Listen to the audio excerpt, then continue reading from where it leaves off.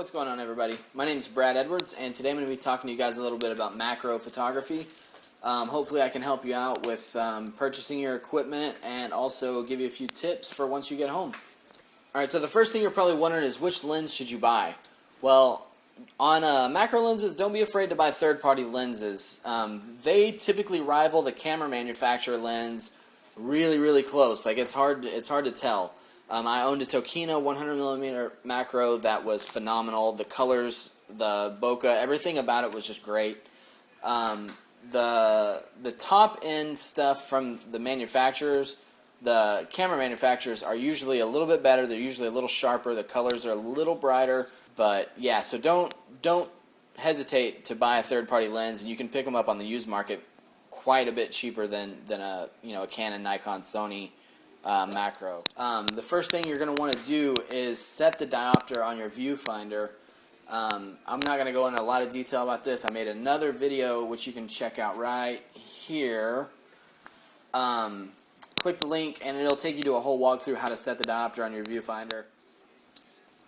Alright, so you got your diopter all dialed in for your eyesight. The first tip that I would give you is to not go crazy shooting everything wide open with macro stuff. For a lot of you, this might be your first, what's considered a fast lens, a 2.8 lens. You might have had f4s or 5.6s. So having a 2.8 lens is like a big deal, right? But avoid that temptation to shoot at 2.8 because typically with macro stuff, you're going to want to shoot around f8 or smaller, like f8, f11, 16. And basically, the reason for this is if you understand the workings of depth of field, the closer you are to your subject, the shallower your depth of field is going to be.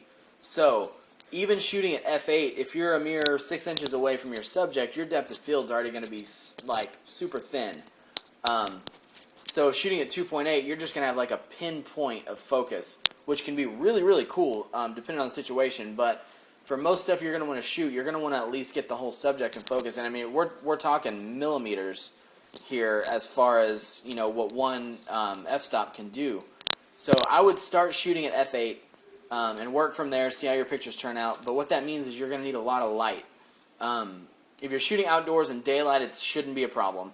Bump your ISO maybe to 200 or 400 if you need to. Just try to maintain a relatively quick shutter speed.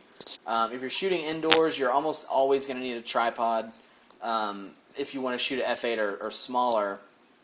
I mean, it's always good to have a tripod when you're shooting macro, but you can't always have one if you're chasing bugs or doing something. You can't always have a tripod. Although 95% of the macro nuts out there will tell you have to have a tripod for everything.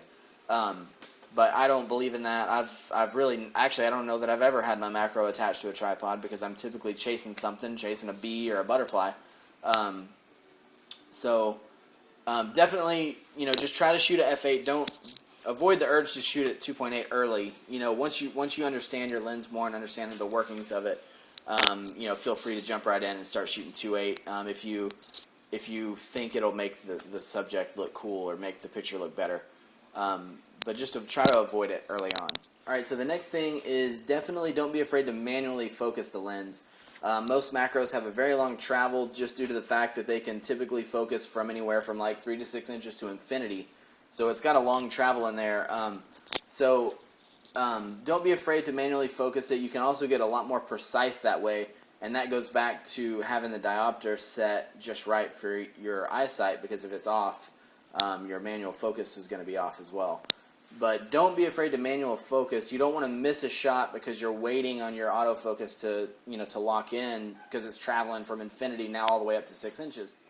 Alright, the next thing I would say is to avoid foreground and background clutter. When you're shooting macro, your depth of field is going to be so thin, your subject should pop off relatively easy.